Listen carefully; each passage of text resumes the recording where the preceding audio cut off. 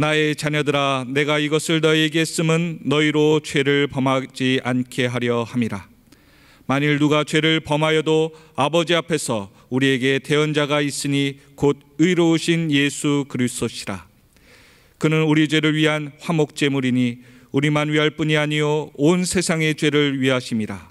우리가 그의 계명을 지키면 이로써 우리가 그를 아는 줄로 알 것이요 그를 아노라 하고 그의 계명을 지키지 아니하는 자는 거짓말하는 자요 진리가 그 속에 있지 아니하되 누구든지 그의 말씀을 지키는 자는 하나님의 사랑이 참으로 그 속에서 온전하게 되었나니 이로써 우리가 그의 안에 있는 줄을 아노라. 그의 안에 산다고 하는 자는 그가 행하시는 대로 자기도 행할지니라. 아멘. 오늘은 2020년의 마지막 주일입니다. 이런 마지막 주가 되면은 여러분들은 무엇이 가장 많이 생각이 나십니까? 한 해 동안 우리가 마지막 주가 되면은 여러분들은 소위 망년회라는 것을 갖지 않습니까? 지금은 코로나 때문에 5인 이상 집합 금지가 걸리고 또 내일이면은 3단계가 된다 만다 하는 상황이니까 여러분 송년회다 망년회다 이런 모든 모임들이 어렵겠지만은 그렇지만은 한번 예전을 한번 생각을 해 보십시오. 그 망년회라는 것이 잊어버릴 망 아닙니까? 그러니까 지난 일을 잊어버리고 새해를 맞이하자는 것입니다. 솔직히 여러분 원한을 당했던 것들, 원한을 가졌던 것들, 그리고 마음이 아팠던 것들, 실수들, 실패했던 것들, 이런 것 모든 것들을 잊어버리면 참 좋겠죠. 그런데 여러분 이렇게 잊어버리는 망년을 한다고 해도 그게 우리에게 무슨 도움이 되는가? 잊는다고 여러분 우리의 죄가 완전하게 없어지는가? 아니겠죠 여러분. 소위 그 잊는 모임을 통해서 정말 흥청망청 부어라 마셔라 하면서 오히려 더 많은 회환과 실수를 범하고 더 많은 죄를 짓지 않겠습니까? 예전에 제가 어떤 영화에서 재미있는 에피소드를 봤습니다. 계란차 한 대가 도로를 빠르게 이제 질주를 해 나갑니다. 그런데 경찰차가 뒤쫓아오면서 마이크로 차를 세우라고 막 이렇게 얘기를 하는 거야. 그래서 앞에 가는 계란차 옆으로 우측으로 이러니까 할 수 없이 계란차는 갓길에 차를 세웠습니다. 경찰이 거수 경례를 하고 속도 위반을 했으니까 면허증을 달라고 합니다. 근데 계란차 운전자가 하루 벌어서 하루 사는 사람이 이 벌금을 내면은 하루 일 공치는 거라 이러면서 10,000원짜리 한 장을 이렇게 경찰한테 줍니다. 그렇게 사정을 하면서 또 넉살 좁게 그래도 밥값은 해야 되니까 5,000원만 깎아달라고. 그러니까 경찰이 이제 쫙 보면 째리면서 그래 알았다고. 경찰차에 5,000원짜리가 있으니까 바꿔주겠다고. 그러면서 이제 경찰차로 가는 도중에 다른 차가 과속해서 쭉 가는 겁니다. 경찰은 5,000원을 잠시 후에 거슬러 주기로 하고 다른 차를 쫓아갑니다. 5570 승합차 우측에 세우세요. 이러면서 승합차를 세웠습니다. 그런 다음에 경찰과 그 운전자 간의 실랑이가 벌어집니다. 운전자는 가속을 안 했다고 우기고 경찰은 분명하게 과속한 것을 봤더니 신분증을 내놔라고 하고 이렇게 옥신각신 하다가 결국은 스티커 발부하고 모두 다 그 자리를 떠났습니다. 그런데 문제는 경찰이 잠시 전에 계란차 운전자와 한 약속을 잊어버린 겁니다. 경찰차가 아무 생각 없이 가고 있는데 뒤에서 마이크 소리가 들리는 겁니다. 저기 앞에 가는 경찰차 우측에 세우세요 이러는 거예요. 그야말로 여러분 웃지 못할 장면이 연출이 되는 겁니다. 뒤에 가는 계란차가 앞에 가는 경찰차를 서라고 뒤에서 명령을 내리는 겁니다. 이게 영화 예전에 1997년인가요? 초록 물고기 이 영화의 한 장면입니다. 왜 이런 웃기는 일이 벌어졌을까요, 여러분? 경찰이 불법을 행했기 때문에 그렇습니다. 경찰이 불법을 행하면은 경찰로서의 능력을 상실하게 되는 것입니다. 우리 그리스도인들도 여러분 마찬가지입니다. 죄를 지을 때 우리는 하나님의 자녀의 능력을 잃어버리고 만다는 것입니다. 그러므로 우리가 하나님의 자녀로서의 능력을 그렇게 나타내며 살기 위해서는 가장 중요한 것은 죄를 짓지 말고 살아야 되는 것입니다. 여러분, 우리 모두는 하나님께서 보시기에 정말 심히 아름다운 하나님의 형상을 가진 축복된 존재임을 여러분은 믿습니까? 믿습니까? 그렇기 때문에 여러분들은 매우 귀중한 존재라는 것입니다. 여러분 한번 따라해 보십시오. 나는 하나님의 VIP다. 여러분은 하나님의 VIP입니다. VIP가 뭡니까? Very important person. 매우 귀중한 사람이야. 중요한 사람 아닙니까? 이런 여러분 자존감이 넘치는 사람은 모든 삶의 부분에서 강건한 삶을 살아갈 수가 있는 것입니다. 반면에 이것이 없는 사람은 인생을 살면서 무척 힘들어합니다. 다른 사람과 비교하기 일쑤이고 비교하면서 스스로 좌절하고 낙담하며 그 인생의 뒤안길을 헤매이게 되는 것입니다. 하지만 여러분, 하나님 앞에 자신이 가장 귀중한 존재라는 자존감을 가지고 있는 사람은 그 어떤 형편에 처하든지 하나님의 자녀로서의 모습을 잃지 않는 줄로 여러분 믿습니다. 그런데 하나님이 보시기에 너무나 좋았던 우리가 왜 하나님의 그 기뻐하시면서 멀어졌을까요? 오늘 본문의 말씀을 살펴보면은 우리 가운데 불필요한 것들이 너무나 많이 우리 안에 들어오거나 우리를 감싸고 있다고 하는 것이죠. 하나님의 보시기에 좋았던 그 형상이 흐려지고 더러움으로 오염됐다는 것입니다. 이 말이 그 당시의 교회의 모습이고 또한 지금 우리의 모습이 아닙니까? 그래서 여러분, 요한 사도는 자기가 언제 하나님의 부름을 받을지 모르는 그런 백발의 노인이 되어서 당시의 젊은 그리스도인들에게 자신의 유언과 같은 말씀을 전하기 위해서 이 요한 서신을 쓰는 것입니다. 여러분, 유언이라는 게 자기가 가장 하고 싶은 말을 가장 사랑하는 사람들에게 정말 인생의 마지막이 되어서야 남기는 말 아닙니까? 그러니까 우리는 이 유언을 생각할 때 정말 보다 깊이 있고 정말 아주 심오하고 그리고 그의 인생을 잘 아는 사람들만이 이해할 수 있는 말이라고 생각하기 쉽습니다. 하지만 여러분, 사실 인생을 아주 잘 살아오신 분일수록 이 유언은 명쾌하고 단순하고 모든 사람들이 다 알아듣고 이해할 만큼 보편적인 진리를 그 속에 포함하고 있다는 겁니다. 한번 여러분 생각을 해보십시오. 예수님께서 이 땅에서 승천하시면서 남기신 유언과 같은 마지막 말씀은 사도행전 1장 8절의 말씀입니다. 그 말씀은 복음 전파, 전도에 대한 말씀 아닙니까? 이 말씀 어떻게 시작합니까? 오직 성령이 너희에게 임하시면 너희가 권능을 받고 예루살렘과 온 유대와 사마리아와 땅끝까지 이르러 내 증인이 되리라. 할렐루야. 예수님의 말씀은 모든 그리스도인이라고 하면 다 이해하고 마음에 담아두고 또 우리도 이렇게 살아야 되겠다고 결단할 만큼 명쾌하고 명확한 말씀, 그런 유언이었다는 것입니다. 그런데 여러분, 오늘 사도 요한도 마찬가지입니다. 오늘 본문에서 요한 사도는 이 편지의 목적을 이야기하는데, 오늘 요한 사도는 우리가 받은 이 복음이 얼마나 놀라운지를 말씀해 주고자 하는 것입니다.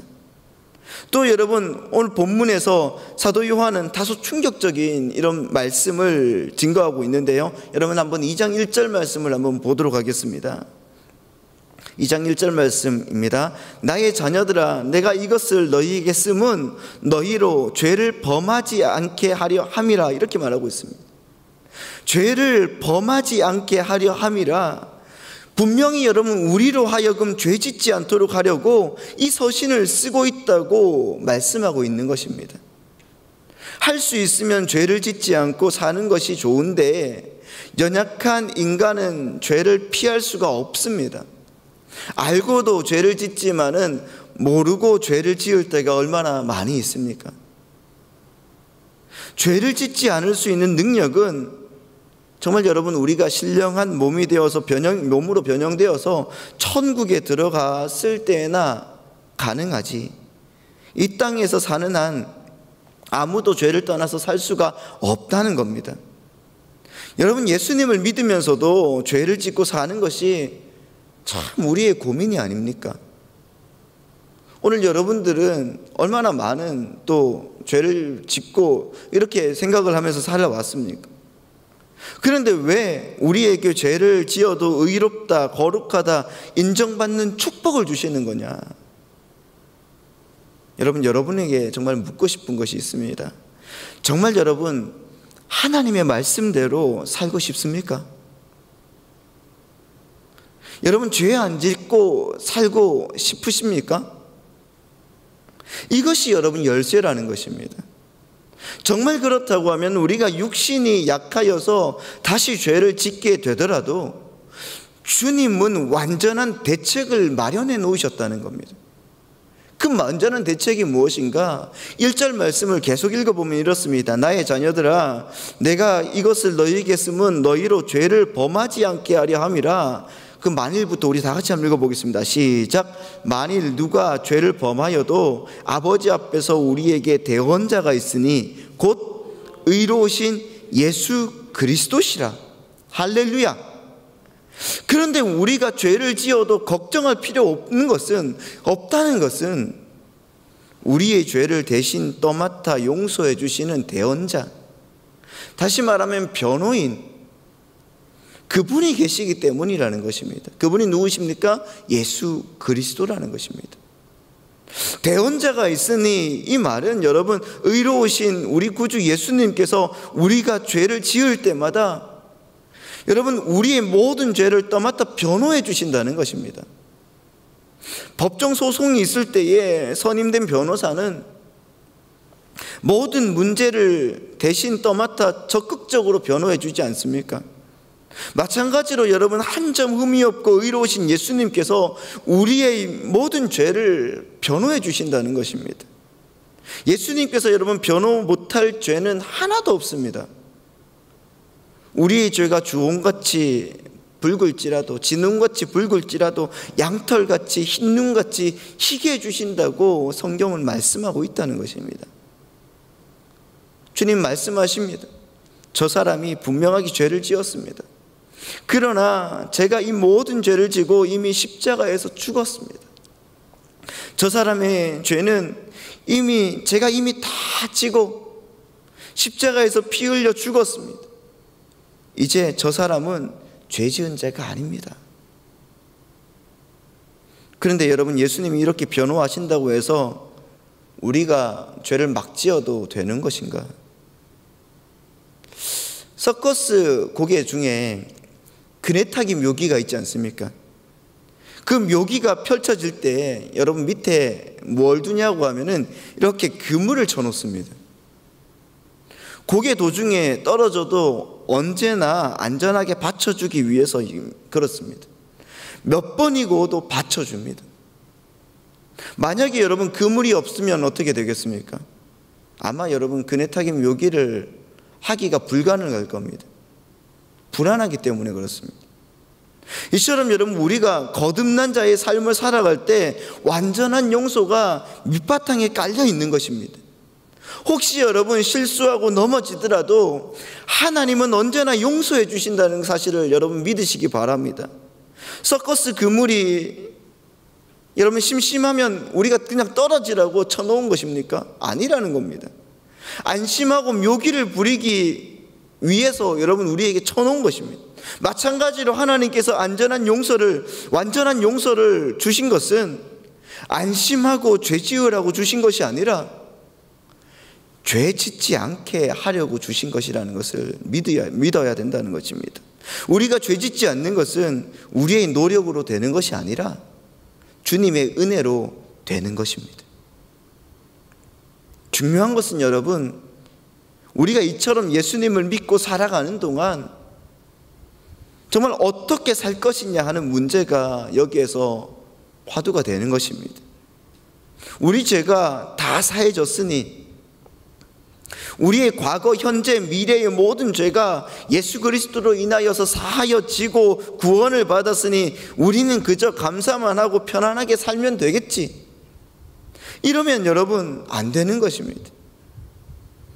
예수 그리스도를 따라서 여러분 정말 주님의 뜻대로 하나님의 말씀을 지키고 살아가야지 하는 마음으로 우리가 정말 열심을 다하여서 주님께 내 마음을 맡겨야 된다는 것을 믿으시기 바랍니다. 다시 말해서 우리가 가만히 앉아서 감나무에 감이 떨어지기만을 기다리면 안 되는 것입니다. 오늘 본문은 우리에게 그래서 예수님을 알아가라고 말씀하고 있습니다.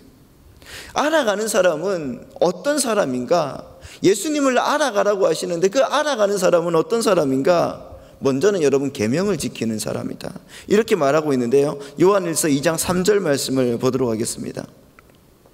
2장 3절 4절 말씀을 우리 다 같이 한번 읽어보도록 하겠습니다. 시작.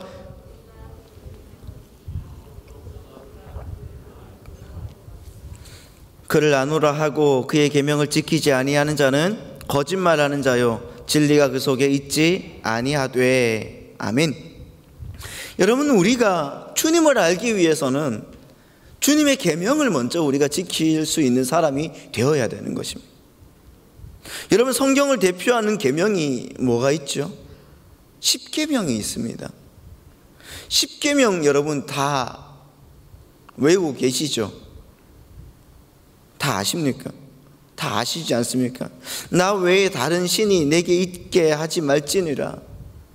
1계명부터 우상 숭배하지 마라, 여호와의 이름을 망령되이 일컫지 마라, 안식일을 거룩하게 지키라, 내 부모를 공경하라, 살인하지 말라, 간음하지 말라, 도둑질하지 말라, 내 이웃에 대하여 거짓 증거하지 말라, 내 이웃의 집을 탐내지 말라. 여기 10가지 이 계명들을 지켜 나갈 수 있는 사람이, 그런데 여러분 우리 중에 얼마나 되겠습니까? 가령 여러분 많은 분들이 내가 진짜 자신이 있는 것은 살인하지 말라, 이건 정말 내가 자신 있다. 내가 이 명령 앞에서는 최소한 남을 죽인 일은 없으니까 이 계명에 관해서는 자신 있다, 이렇게 말씀하시는 분들이 있지 않습니까? 그러나 여러분, 이 계명을 문자적으로 받아서는 안 되는 것이지 않습니까? 살인을, 남의 목숨을 직접 끊는 행위로만 생각하면 안 되는 겁니다. 여러분, 예수님은 어떻게 해석하셨는가? 성경 말씀에 빗대어 보십시오. 남을 욕하고 미워하는 것도 살인이라고 예수님이 말씀하셨습니다. 그럼 여러분, 저와 여러분은 어제도 많은 사람, 그냥 한 사람쯤은 죽이지 않았습니까?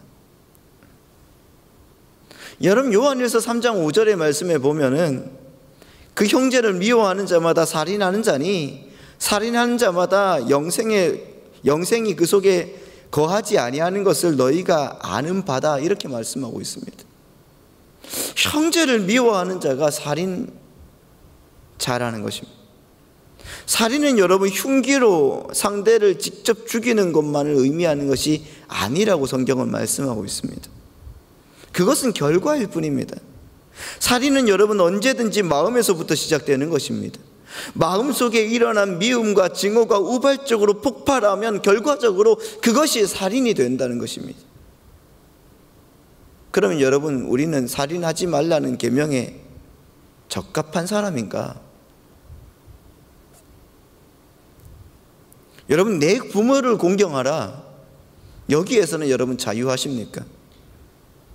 아니면 도적질에 대해서는 자유하십니까? 그렇기 때문에 여러분, 우리는 이런 계명 하나하나 지키기 어려운 사람들이라는 사실입니다. 그런데 여러분, 유대인들은 모세 오경을, 이 10계명을 포함해서 모세 오경을 다 해부해서 613개의 그런 계명으로 나누었습니다. 그 계명을 다시 하나님께서 하라고 명령하신 적극적인 계명 248개와 그리고 하지 말라 하신 그 소극적인 계명 365개로 나누었습니다. 그리고 그 계명 가운데 또 어느 것이 제일 큰가를 놓고 매일 논쟁을 벌였다는 겁니다. 근래에 우리 막내랑 같이 있으면서 우리 막내한테 이렇게 얘기를 했습니다. 다혜야, 너도 미국에 가서 공부를 좀 해봐야 되지 않겠니? 그러니까 얘가 하는 말이, 아빠 나는 미국 안 가. 왜? 아빠 뉴스 보니까 거기 보니까 총기 사고가 너무 많이 나는 것 같아. 거기 가서 총 맞아 죽으면 어떡해? 이러는 겁니다. 아니야, 거기 총기 사고도 있긴 있는데 많은 건 아니고, 그냥 뉴스에 좀 많이 나올 뿐이지 많은 건 아니고, 거기에 좋은 것도 엄청 많고 그리고 공부할 것도 엄청 많아. 이렇게 계속 가야지 나는 안 가. 자기 마음대로 해석하고 싶은 대로 여러분 해석을 하더라고요. 또 언젠가는 유명 화가의 그림을 갖고 와서, 아빠 나 이 그림 정말 마음에 안 들어, 뭐 이러는 겁니다. 왜 그랬는가? 그러니까 왜 마음에 들지 않아? 그러니까 그냥 마음에 안 든대요. 그냥 마음에 안 든대요. 다야, 그러면 그 그림 몇 번이나 봤어? 그 작가 알아? 모른다는 겁니다. 그 그림 처음 봤지? 처음 봤다는 거예요. 처음 보고 그렇게 평가를 내리는 것은 아닌 것 같은데, 다시 한번 보고 그 작가의 그림을 정말 좀 많이 봐봐. 그럼 네가 그 그림에 대해서 이해할 수 있을 거야. 그 화가가 반 고흐입니다. 한 점에 몇십억씩 하는 그림인데 지가 보고 판단하는 거예요. 그럼 베트남을 일주일 다녀오신 분이 저보다 베트남을 더 잘하는 것 같이 설명을 하시는 분들이 참 많더라고요. 뭐 쌀국수가 어떠노니, 기후가 어떠니, 보면 저보다 더 많이 아는 것 같습니다. 그럼 저는 그냥 웃어줍니다. 수박 겉핥기. 저는 사역자들이나 우리 식구들이 중에서 그냥 쌀국수 먹으러 가자고 하면 잘 안 갑니다. 그 맛을 알기 때문이고, 너무 많이 먹어서 물려서 먹기가 싫습니다. 그런데 여러분, 유대인들도 마찬가지입니다. 자기가 해석하고 싶은 대로 그 율법을 해석하고 나서 아는 척을 하는 겁니다. 아는 척을 하는 거예요. 그런 가운데서 율법사가 예수님에게 물어보죠. 율법 중에서 어느 계명이 가장 큽니까? 여러분, 이렇게 물어본 것은 예수님을 올무에 빠뜨리기 위함이다, 성경은 말하고 있습니다. 생각을 해보십시오. 이런 상황에서 예수님이 어떤 계명을 답한다고 해도 논쟁에 휘말릴 수밖에 없습니다. 그 사람들이 얼마나 말을 잘하는 사람들입니까? 그런데 예수님은 어떻게 대답하는가? 마태복음 22장 37절부터 40절 말씀, 이렇게 말씀하십니다. 예수께서 이르시되 내 마음을 다하고 목숨을 다하고 뜻을 다하여 주 너희 하나님을 사랑하라 하셨으니 이것이 크고 첫째 되는 계명이요 둘째는 그와 같으니 내 이웃을 내 자신같이 사랑하라 하셨으니 이 두 계명이 온 율법과 선지자의 강령이다, 이렇게 말씀하십니다. 예수님은 여러분 우리에게 세 계명을 주시는 것입니다. 여러분, 정말 하나님을 사랑하고 이와 똑같이 내 이웃도 사랑하라고 말씀하십니다. 우리 주님은 여러분 이것을 원하는 것입니다. 위로는 하나님을 사랑하고 옆으로는 이웃을 사랑하는 정말 진리의 공동체가 우리가 되기를 원하신다는 것입니다. 여러분, 이 예수님께서 새 계명을 주셨는데 요한복음 13장 34절 35절 말씀을 한번 보십시오. 어떻게 나와 있습니까? 새 계명을 너희에게 주노니 서로 사랑하라. 내가 너희를 사랑한 것 같이 너희도 서로 사랑하라. 너희가 서로 사랑하면 이로써 모든 사람이 너희가 내 제자인 줄 알리라 말씀하십니다. 여러분, 역시 사랑이라는 것입니다. 또한 여러분, 요한복음 15장 22절 말씀은 어떻습니까? 내 계명은 곧 내가 너희를 사랑한 것 같이 너희도 서로 사랑하라 하는 이것이다. 할렐루야. 예수님의 사랑을 본받아서 서로 사랑하는 것이 예수님께서 주신 새 계명이라는 사실을 여러분 믿으시기 바랍니다. 그러면 여러분 한번 생각을 해보십시오. 내가 누구를 2020년에 사랑하였고 내가 누구를 2020년에 미워하였는가? 사랑한 사람이 많았는가? 미워한 사람이 많았는가? 어떻습니까, 여러분? 마음에 찔리지 않습니까? 저도 그렇습니다. 그럼 여러분, 일반적으로 하나님을 사랑하고 이웃을 사랑하는 것은 어떤 것입니까? 여러분, 사랑하면은 그것을 전할 수밖에 없습니다. 여러분, 내가 이것이 좋으면은 이게 좋다고 말할 수밖에 없는 것처럼, 말하는 것처럼, 여러분, 예수님이 좋으면, 예수님을 사랑하면은 예수님을 증거할 수밖에 없는 것이 아니겠습니까? 예수님의 유언 중에 여러분, 사도행전 1장 8절 외에도, 말씀 외에도 마태복음 28장 19절 20절 말씀이 있지 않습니까? 그 말씀은 어떻습니까? 자, 제가 읽어드리겠습니다. 그러므로 너희는 가서 모든 민족을 제자로 삼아 아버지와 아들과 성령의 이름으로 침례를 베풀고 내가 너희에게 분부한 모든 것을 가르쳐 지키게 하라. 볼지어다 내가 세상 끝날까지 너희와 항상 함께 있으리라 하시니라. 할렐루야. 그분을 사랑하면 그분을 전하는 겁니다. 그분을 사랑하면 그분의 말씀을 가르쳐 지키게 해야 되는 것이에요. 그런 명령을 지키는 것이 우리 인생의 본분이라는 말씀입니다. 그럼 여러분들이 1년 동안 하나님의 명령을 지키기 위해서 얼마나 노력했는지 한번 생각을 해보십시오. 정말 하나님을 사랑하셨습니까? 하나님의 말씀을 사랑하셨습니까? 내 이웃을 내 몸처럼 사랑했습니까? 모든 족속에게 복음을 전하기 위해서 얼마나 노력을 했습니까?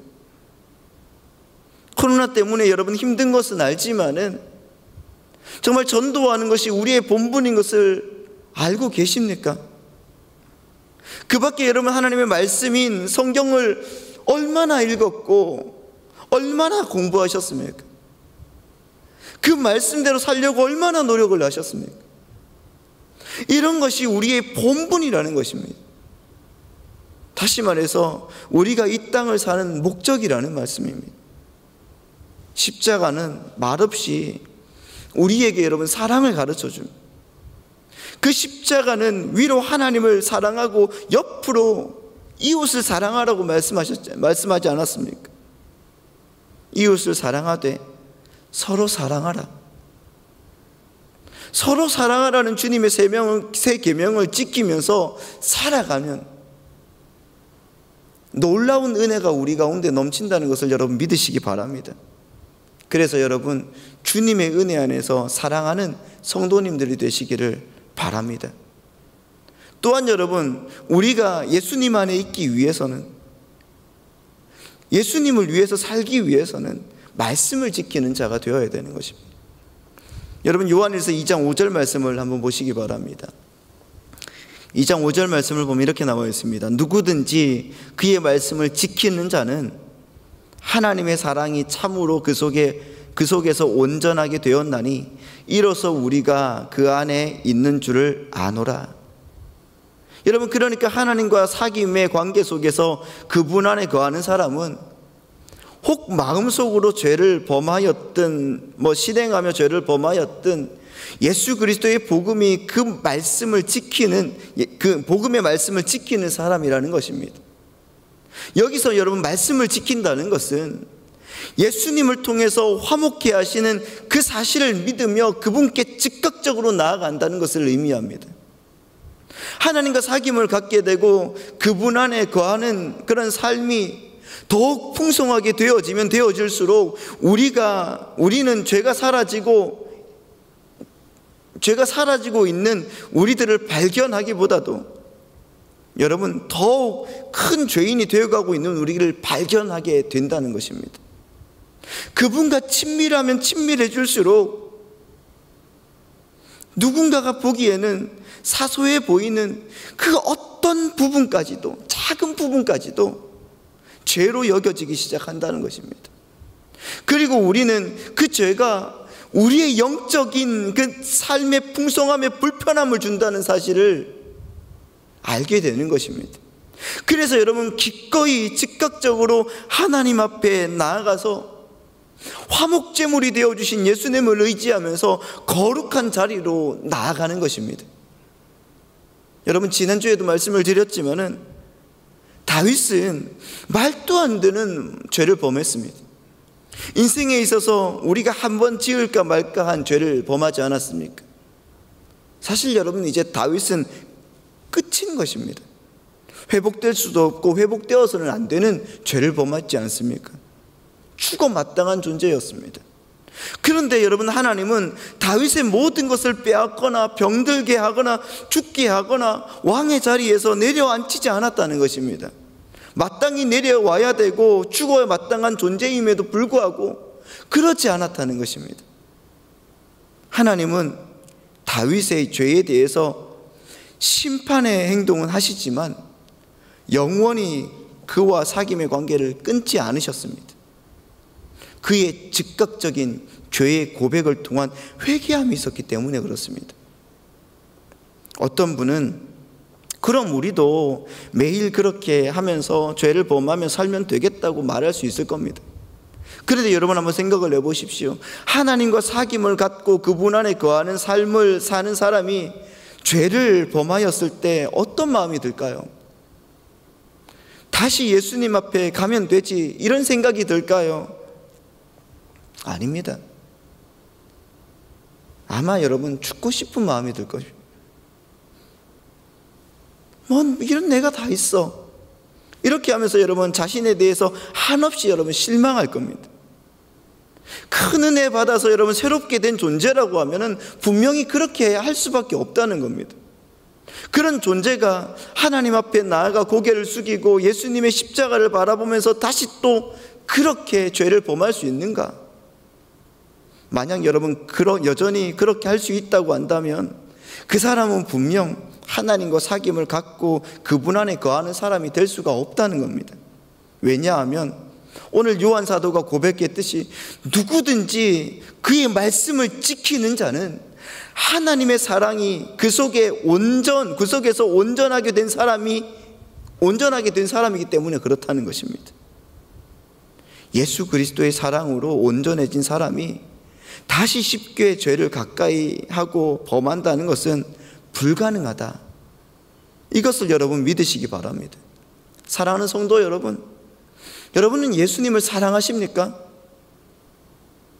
다음 주는 여러분 정말 2020년이 끝나고 2021년이 돌아옵니다.